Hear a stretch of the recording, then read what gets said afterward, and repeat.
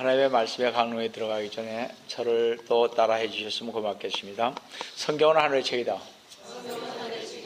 그래서 성경을 가까이 하면 세상이 멀어지고 성경을 멀리 하면 세상이 가까워진다. 우리 4개월이 넘어서 가려고 합니다. 그러면 3분의 1을 봐야 되는데요. 그죠? 저도 그렇게 따라가고 있지는 못합니다만 부지런히 읽읍시다. 부지런히. 성경을 안 읽으면 늘 말씀드리잖아요. 나는 아직 크리스찬이 아니다 생각하십니다. 그러시면 압니다. 오늘도 주님안에서 여러분과 함께 은혜의 말씀을 나누려고 하는 것은 아까 봉독 결론 하나님의 말씀인 킹제임스 성경 창세기 37장 12절에서 36절로서 믿음의 조상인 족장들에 관한 34번째로서 요셉에 관한 두 번째인 이집트로 팔려간 요셉이라는 제목으로 이 시간 은혜를 같이 나누려고 합니다. 성도 여러분, 여러분이나 제가 성경을 통해서 잘 아는 다윗 왕의 아들 압살롬의 반란 사건을 여러분도 잘 알 것입니다. 압살롬이 왕권이 탐이 나서 아버지인 다윗 왕의 생명을 노리고 예루살렘에까지 쳐들어와 점령하였고 아버지 다윗 왕의 첩들을 다 욕보였습니다. 얼마나 큰 역적 행위이며 대역무도한 아들이었습니까? 다윗 왕은 나라의 사직의 안정과 기강을 바로잡기 위하여 토벌하지 않을 수 없었습니다. 왕이 관군을 내보낼 때 사령관 요압에게 나를 위하여 소년 압살롬을 후대하라고 부탁까지 하였던 아버지 다윗 왕이었습니다. 그러나 싸움의 결과는 압살롬이 패하여 달아나다가 나뭇가지에 목이 걸려서 요압이 쫓아가서 쳐 죽였습니다. 그때 다윗은 그 죽은 소식을 듣고 나서 내 아들 압살롬아, 내 아들 압살롬아, 내가 너를 대신하여 죽었다면 좋았을 뻔하였다고 비통해하였습니다. 바로 이것이 부모의 마음 아니겠습니까? 그런데 오늘 본문에서 아버지 야곱의 속마음을 모르는 자식들의 모습을 한번 우리 보아야 할 것 같습니다. 야곱의 아들들은 아버지의 양떼를 치기 위해서 세겜으로 갔었습니다. 우리 창세기 37장 10절에서 14절 한번 보시겠습니다. 그의 형들이 세겜으로 아비의 양떼를 치러 갔는데 이스라엘이 요셉에게 말하기를 내 형들이 세겜에서 양떼를 치지 않느냐? 오라, 내가 너를 그들에게 보내리라 하니 그가 아비에게 말하기를 내가 여기 있나이다 하더라. 14절에 아비가 그에게 말하기를 내가 내게 부탁하노니 가서 내 형들이 잘 있고 양떼도 잘 있는지 보고 내게 소식을 가져오너라 하며 그가 헤브론 골짜기에서 보내니 그가 세겜으로 가더라 그랬습니다. 야곱의 아들들은 옛날에 세겜에서 거주했던 적이 있고 그들의 누이 디나가 하몰의 아들 세겜에게 강간을 당하자 시몬과 레위가 가서 그 세겜성의 남자들을 다 죽이고 형제들을 노략질하고 했던 곳입니다. 그래서 그러한 잔인한 살인이 행하여졌던 그런 곳에 지금 가 있는 아들들에게 요셉을 보냈던 것입니다. 야곱은 이전에 있었던 사건으로 인해 그의 아들들이 보복을 당할는지도 모른다는 생각에서 그들의 안전을 염려했던 것입니다. 그래서 아버지 야곱은 형들과 불편한 관계에 있었고 형들이 미워하였으며 시기까지 한 요셉이었음에도 불구하고 그를 보낼 정도로 그들의 안위를 근심한 아버지 야곱이었습니다. 이렇게 부모는 항상 근심과 걱정 속에서 아이들의 그 안위를 걱정했으나 그들은 요셉이 보이자 제일 먼저 생각한 것이 아버지의 관심과 총애를 받고 아버지가 제일 사랑하는 아들을 죽이려고 한 것을 보게 됩니다. 참 그래요, 형제들 간에. 첫째로 요셉에 대한 그 형들의 음모를 한번 보시겠습니다. 요셉은 세겜에 도착해서나 도저히 형들을 찾을 수가 없었습니다. 어떤 사람이 들에서 방하는 요셉에게 이렇게 창세기 37장 17절에 일러주었습니다. 그 사람이 말하기를 그들이 여기서 떠나느니라. 내가 그들의 말을 들으니 그들이 도단으로 가자 하더라. 그래서 요셉은 그의 형들을 찾아서 갔습니다. 형들은 요셉이 멀리서 오는 것을 보자 그 형들은 제일 먼저 이렇게 본문 37장 18절 19절에서 이렇게 생각했던 것을 볼 수 있습니다. 요셉이 그들에게 가까이 오기 전에 그들은 요셉을 멀리서 보고 그를 죽이기를 공모하며 그랬습니다. 서로 말하기를 보라 꿈꾸는 자가 오는도다. 요셉은 형들을 사랑하는 마음으로 아버지가 형들의 안위를 걱정하듯 요셉도 형들의 안위가 걱정되어 세겜에서 찾지 못하다 도단까지 찾아왔건만 악을 선으로 갚는 형들을 보게 됩니다. 그들은 그 당시 흥분하였거나 갑자기 노하여 그를 죽이기로 생각한 것이 아니라 그들은 요셉을 미워하다가 미움이 시기와 질투로 변하고 시기와 질투가 살인으로 변한 것입니다. 그래서요, 미워하는 것은 참으로 안 좋은 것입니다. 형제 간에도 미움이 있으니까 이렇게 되더라고요. 우리가 형제 간은 아니래도 많은 사람들이 미움이 시작되는 것을 봅니다. 미움이요, 어떨 땐 그게 분노가 치밀면 사람을 죽이게 되는 것입니다. 우리는 그래서 미움을 있잖아요. 그때 사귀어야지. 사귀지 못하면 그게 쌓여가지고 그러한 일을 저질 수 있다는 사실입니다. 여하튼 그들의 마음은 자연스럽게 어떻게 했어요? 그 형제들의 마음은 일체감을 갖고 행한 것을 볼 수 있습니다. 본문 20절을 한번 보겠습니다. 그러므로 이제 오라 우리가 그를 죽여서 그를 구덩이에다 던져놓고 우리가 말하기를 어떤 악한 짐승이 그를 잡아먹었다 하자. 그리고 그의 꿈들이 어떻게 되는지를 우리가 볼 것이라 하는지라. 참으로 그 전에 이 형제들 마음이 사무쳤던 것 같습니다. 참으로 그들의 마음이 상처를 많이 받았나 봐요. 아버지 때문에. 아버지가 너무 편애했기 때문에 이런 일들이 생기는 것이죠. 자, 이런 요셉의 경우를 통해 우리는 하나님으로부터 오는 시련과 사탄으로부터 오는 유혹에 대해 알게 됩니다. 이런 현상은 우리 생애 속에서도 종종 일어나게 됩니다. 사탄의 목표는 뭐예요? 우리를 파멸시키고자 하려는 것이고 하나님의 목표는 우리를 성결케 하시고자 하는 것입니다. 베드로전서 5장 8절 10절을 보면 정신을 차리고 깨어있으라. 이는 너희의 대적 마귀가 울부짖는 사자처럼 삼킬 자를 찾아 두루 다니기 때문이라. 여기서 보던 마귀가 어떻게 역사하는지를 우리는 잘 알 수 있습니다. 틈만 있으면 어떻게 해요? 우리를 잡아먹으려고 합니다. 틈만 있으면 우리를 악한 곳으로 끌고 가려고 합니다. 그래서 우리는 깨어있으라 이런 얘기를 자주 듣게 됩니다. 다시 9절을 보시면 믿음 안에 굳게 서서 그를 대적하라 그러십니다. 이는 세상에 있는 너희 형제들도 동일한 고난을 당한 줄을 알미니라. 10절에 그러나 모든 은혜의 하나님 곧 그리스도 예수로 인하여 그의 영원한 영광으로 우리를 부르신 분께서 너희가 잠깐 고난을 받은 후에 너희를 온전케 하시고 견고케 하시며 힘을 주시고 확고히 하시느니라. 바로 이 세 구절은 우리에게 하나님과 사탄의 목적에 대해 잘 가르쳐주고 있는 곳입니다. 하나님은 불순물로부터 순전한 금을 구분해내시기 위해 시험을 허락하십니다. 그런데 사탄은 항상 목적을 가지고 약점을 찾아내고자 우리를 유혹합니다. 바로 이 두 면이 우리 요셉을 통해서 나타나고 있음을 보게 됩니다. 하나님은 매우 특별한 인물을 위해 요셉을 준비시키고자 하셨지만 사탄은 이 요셉의 삶을 향한 하나님의 목적을 어떻게 무너뜨리고자 했던 것입니다.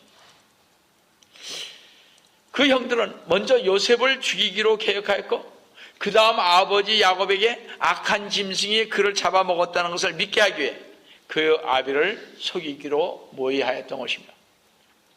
실제에 있어서 그 형들이 얼마나 요셉을 괴롭히고자 했는지는 그들의 말을 통해 분명히 알 수가 있는 것입니다.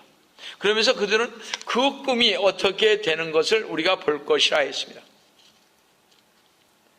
인간들은 꿈꾸는 자를 죽일 수 있지만 그 꿈을 파괴시킬 수는 없는 것입니다. 다시 말씀드려서 요셉이 꾼 꿈은 하나님의 섭리의 계시이므로 그 꿈은 언젠가는 실현될 것입니다.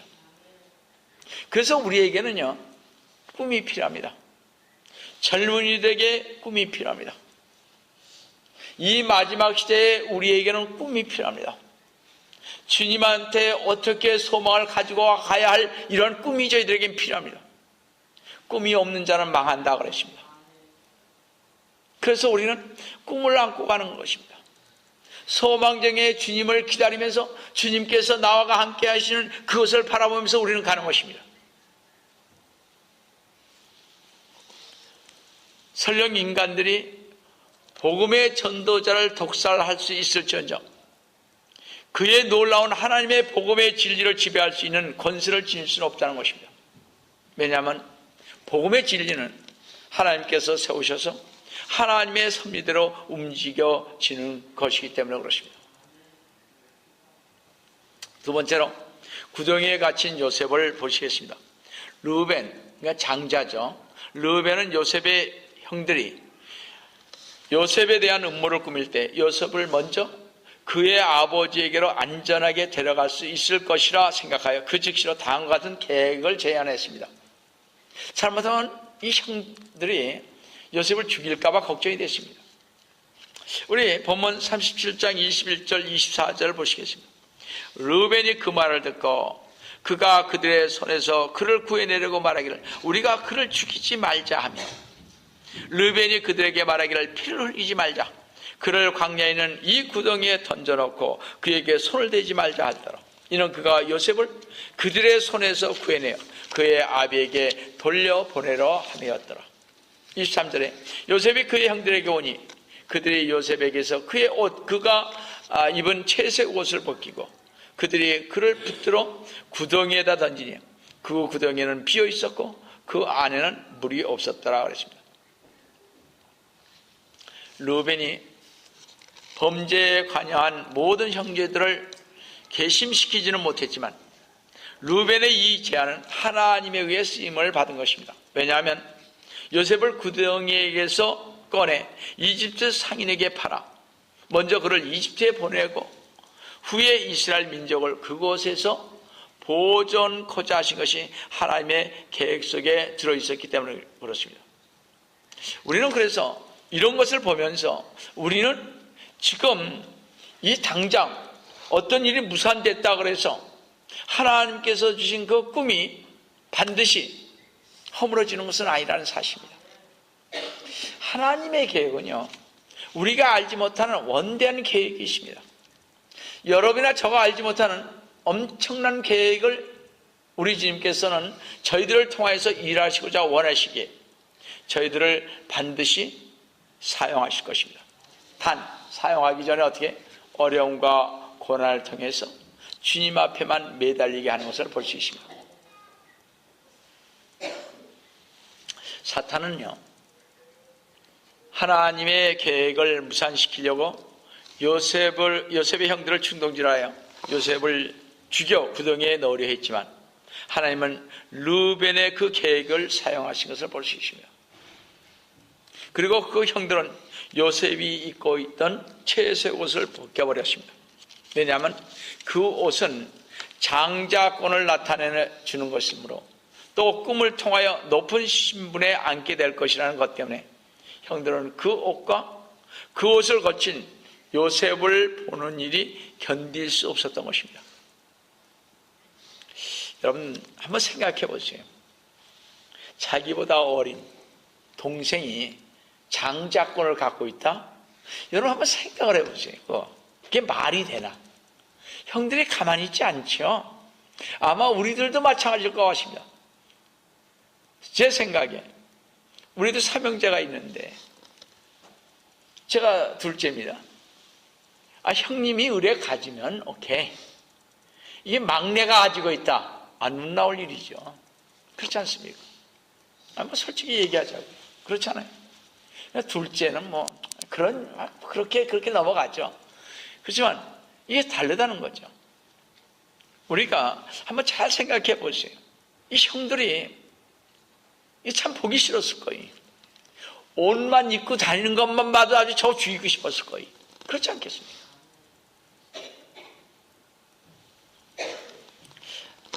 그래서 그들은 구덩이에 요셉을 던지고 그들은 앉아서 기분 좋게 음식을 먹었습니다.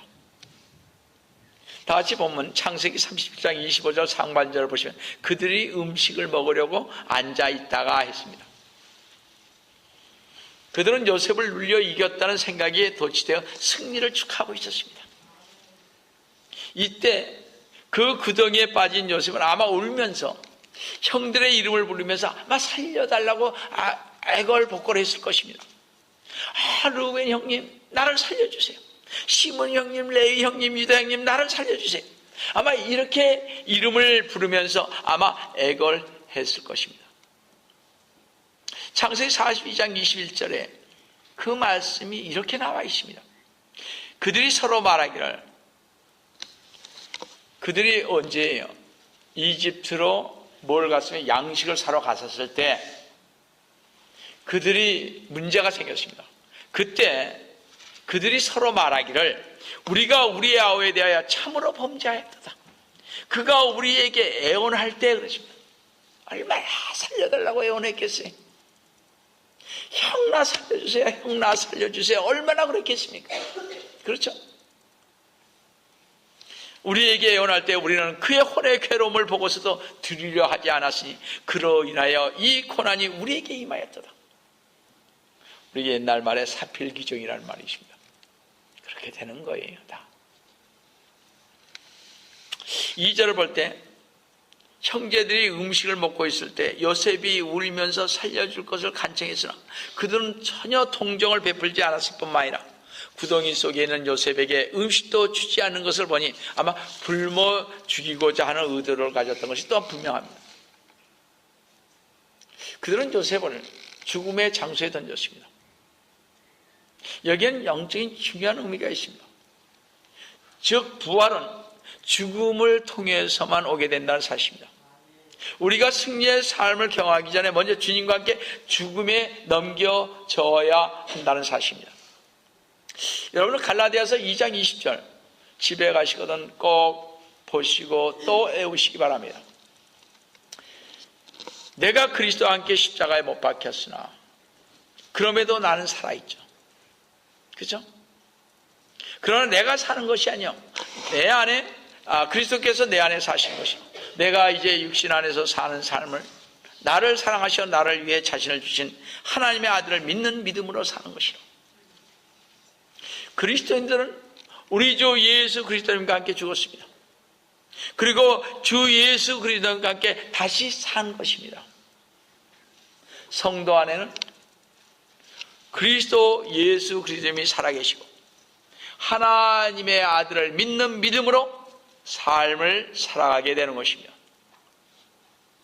구덩이 속에서 홀로 하나님과 지내었던 그 시간들은 요셉에게 실제로 어떤 면에서 필요한 시간이었을지 모르겠습니다.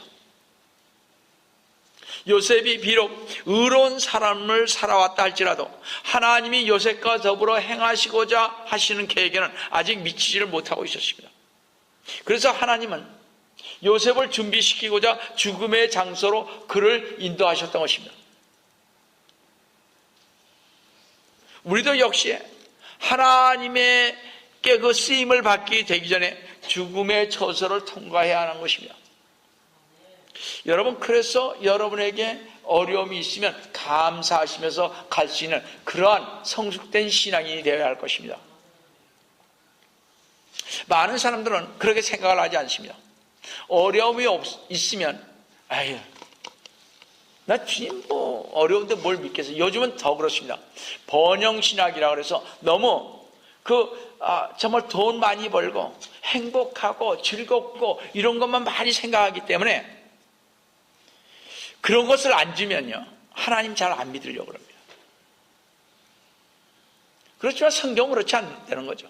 제가 늘 말씀드립니다만, 여러분들, 우리 주님을 따랐던 12제자 중에 이스카리오 유다는 빼고, 여러분들 11제자가 사도 바울까지 12제자라고 칩시다. 이 12제자들이 어떻게 살았습니까? 제가 생각할 때 옛날에 질문한 게 그거였습니다. 제가 평신도에 있을 때. 아니, 예수 그리스도만 잘 믿으면 우리 잘 산다고, 그렇게 평안하게 잘 산다고 그러는데 왜 우리에게 이렇게 고난이 있고 어려움이 있느냐고. 그럼 되게 너가 믿음이 적어서 그렇다고. 그러면 제가 생각할 때, 그럼 사도 베드로는 수제자였는데 왜 거꾸로 십자가에 못 박혀서 죽었습니까? 그렇지 않아요. 세계 만왕의 왕이 돼야 하잖아요. 그렇지 않습니까? 예수님의 수제자니까. 사도 바울은 왜 그렇게 매를 맞고 감옥에 갇히고 그렇게 헐벗고 정말 음식이 없어서 금식을 하고 이렇게 했느냐, 이런 얘기예요. 제 얘기는. 여러분, 우리 한번 생각을 해보자는 것입니다. 하나님은 그것을 통해서 영광을 받기를 원하신다는 사실입니다. 목사가 병에 걸리면 한국에서 그런다고 그러지 않습니까? 장로가 병에 걸리고 믿음 있는 사람이 병에 걸리면 하나님의 저주를 받아서 저렇다고. 이런 얘기가 어떻게 나올 수 있느냐, 이런 얘기입니다. 그렇잖아요. 하나님께서는 그 사람에게 하나님의 뜻이 계셨기 때문에 그렇게 인도하시는 건데, 우리는 그냥 겉면만 보고서 마음대로 얘기를 한다는 사실입니다. 그렇지 않다는 거죠. 하나님께서 뜻이 계시면 저 사람을 하나님께서 쓰시기 위해서 어떤 사람은 부자도 만들어줄 것이고 어떤 사람은 가난하게도 만들 것이고, 그건 우리가 모르죠. 하나님의 뜻이니까. 나중에 이집트에서 총리가 되게 누굴 만들었습니까? 요셉을 만들지 않아요. 그러니까 요 단면, 지금 현재 일어나는 나의 그 고난과 고통과 어려움이 저 사람은 저래서 안 돼, 아직 믿음이죠, 이렇게 판단하지 말자는 것입니다. 나중에 얼마나 또 잘 될지 모르잖아요. 그걸.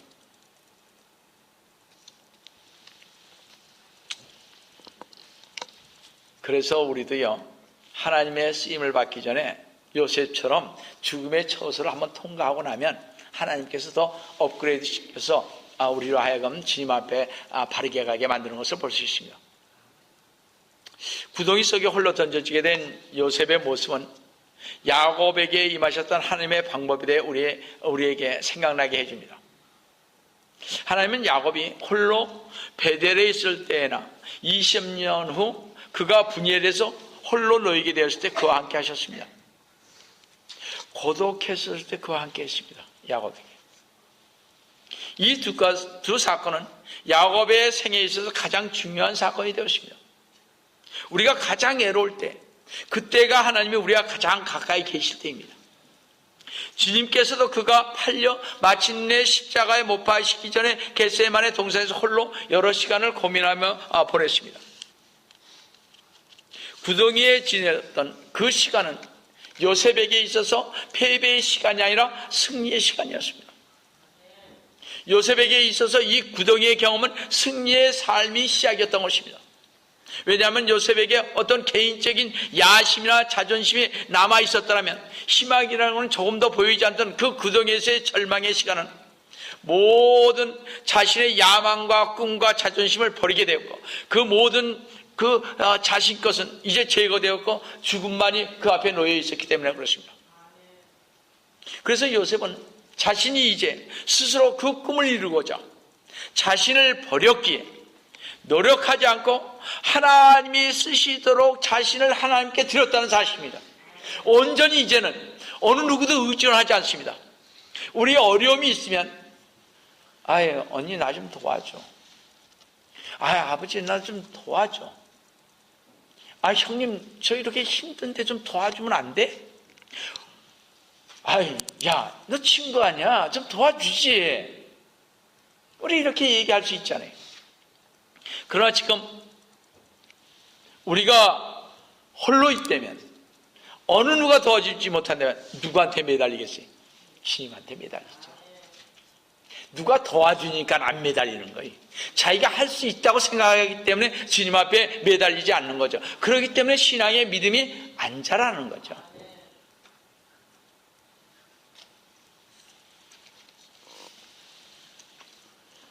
우리는 하나님께서는 요셉을 통해 그 꿈을 이룰 수 있었다는 것이 자기가 자신을 버렸다는 사실입니다. 다시 말씀드려서 자기 스스로 노력하지 않고 하나님께 모든 것을 맡겼기 때문에 가능하다는 사실입니다. 이것을 우리가 오늘 말씀을 통해서 배워야 할 중요한 대목인 것입니다. 세 번째로 이집트로 팔려가는 요셉을 보겠습니다. 창세기 37장 25절을 보겠습니다. 그들이 음식을 먹으려고 앉아있다가 눈을 들어 바라보니 보라 이스무엘인들은 한 무리가 길르앗에서부터 오는데 향료와 유황과 몰약을 낙타들에다 싣고 이집트로 내려가는 길이다. 우리는 이 이스마엘 족속이 그와 같은 시간에 지나갔다는 것은 하나님의 섭리라는 사실을 부인할 수가 없습니다. 만약 그들이 지나가지 않았다면 요셉은 그대로 그 동에 간직해 아마 굶어 죽게 되었을 것입니다. 바로 이 위급한 상황에 전능하신 하나님께서 보내신 것이며 그들을 사용하시어 이 문제를 해결하려 하셨던 것입니다. 무슨 문제? 이집트로 내려가서 거기서 이렇게 만들어서 흉년도 주님께서 다 만들어서 그렇잖아요. 그러고 나서 어떻게 합니까? 요셉을 총리로 쓰게 하고 또 그 가족 다 데려와서 고센 땅에서 이스라엘 민족을 따로 그쪽에 있게 하여서 그들만이 순수하게 민족을 이루고 살게 한 다음에 430년 뒤에 데려가지 않습니까? 이게 하나님의 뜻이에요. 우리가 생각할 때는 아닌 것 같지만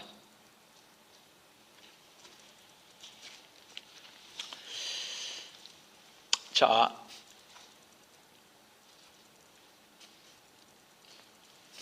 그 뒤에 유다는요 하나의 계획을 생각해내어 그의 형제들에게 이렇게 말했습니다. 26절에서 유다가 자기 형제들에게 말하기를 만일 우리가 우리의 동생을 지키고 피를 감추면 무엇이 유익한가? 이스마엘 족속에 넘겨진 요셉은 이방인들의 손에 넘겨진 구속자이신 예수님의 뚜렷한 전형이라고 볼 수가 있겠습니다. 주 예수 그리스도의 배반자의 이름도 똑같이 누구였어요? 유다였잖아요. 물론 이스카리온 유다지만 요셉의 경우 그를 학대하고 쫓아냈던 사람은 그의 형제들이었습니다.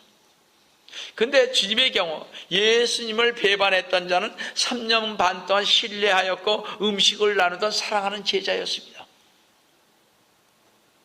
또 두 배신자인 형 유다와 예수님의 제자 이스카리온 유다는 스스로 우정이라는 가면을 쓰고 자신의 사악한 흉계를 성취하였던 것입니다. 형 유다의 언변을 한번 잘 보세요. 아주 정교하지만 또한 속이 들여다 보일 정도로 뻔뻔스럽고 믿을 수 없는 거짓된 것을 우리가 좀 볼 수 있습니다. 이스카리온 유다가 예수 그리스도님께 입맞추었던 행위만큼이나 뻔뻔스럽고 가증한 것을 볼 수 있습니다. 우리 봤잖아요. 이스카리온 유다가 예수님한테 와서 그것을 예수님을 잡아봤으면서도 그 앞에서 이렇게 헉하고 뽀뽀하죠. 세상에. 가증한 거예요, 사람이라는 게. 근데 형 유다의 이 말이 저로 하여금 그러한 것을 갖게 만듭니다. 27절 한번 잘 보세요. 오라, 그를 이스무엘인들에게 팔고 우리 손을 그에게 대지 말자. 그는 우리의 형제요, 우리의 권력이라니 그의 형제들이 동의하였더라. 형제들과 합의를 본 유다의 계획은 살인죄는 아니었다 할지라도 요셉을 팔아 그를 제거시키고 약간의 이득을 얻기를 원했던 것을 볼 수 있습니다. 많은 사람들이 생각할 땐 유다는 그렇지 않다 얘기를 하지만 여기 보니까 그렇다는 얘기죠. 여기서부터 요셉은 은 20개로 노예로 팔렸으며 예수님은 어떻게 했어요? 은 30개의 율법의 노예로 팔렸던 것입니다. 자, 그 형제들은 요셉을 팔고 난 뒤에 또 아버지를 속이고 있는 것을 보게 됩니다. 창세기 37장 31절 34절 한번 잘 보세요.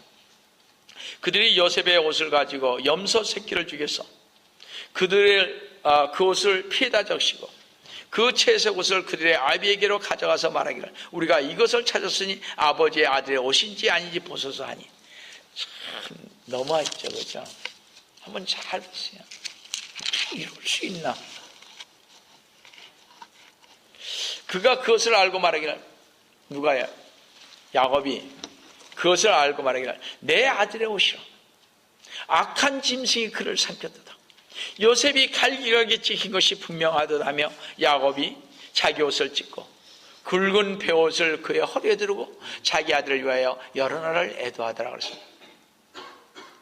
여기서 한 가지 언급하고 싶은 것은요, 제가 늘 말씀드린 대로 심는 대로 거두리라는, 이 심는 대로 거둔다는 하나님의 법칙이 실로 정확하게 이루어졌다는 사실입니다.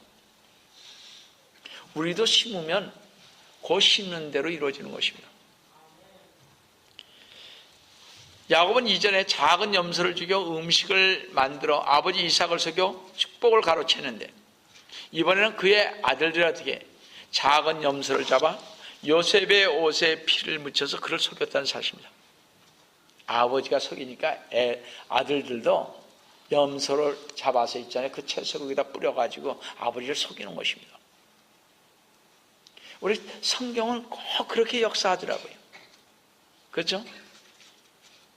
심는 대로 거두는 것입니다. 우리는 알아야 합니다. 우리는 심는 대로 거둔다는 사실을 꼭 알아야 할 것입니다. 그래서 어떻게 자기가 잘못했으면 빨리 회개하세요. 회개해서 우리 주님으로부터 용서함을 받을 수 있는 그런 마음을 가져야 합니다. 여러분들, 회개하지 않으면 저희 마음이 깨끗해지지 않아요. 여기 회개 안 하니까 그대로 가잖아요, 이 사람들이. 회개해야죠. 그래서 우리는 주님께서 회개할 수 있는 특권을 우리에게 줬잖아요. 그렇지 않습니까? 그래야 주님께서 깨끗하게 쓰고 우리를 주님 안에서 이끌어 가시는 것입니다. 그래서 회개는 참으로 중요한 것입니다. 요셉의 죽음으로 인하여 슬퍼하며 애통하는 그 아버지 야곱, 우리는 그 야곱의 자식들처럼 눈물을 흘게 하는 성도가 아니라 부모님에게 기쁨을 주는 우리 여기 젊은이들, 부모님에게 정말 기쁨을 주고 부모님에게 되도록이면 예스하며 가는, 그 화내면 무슨 소용이 있겠어요? 얼마나 서로 불편하지, 그렇죠? 여러분들, 정말 성경의 에베소의 말씀대로 우리 부모님에게, 부모님을 공경하며 가는, 정말 기쁘게 정말 해주는 그런 우리 성도 여러분 되시기를 주님의 이름으로 축원드립니다.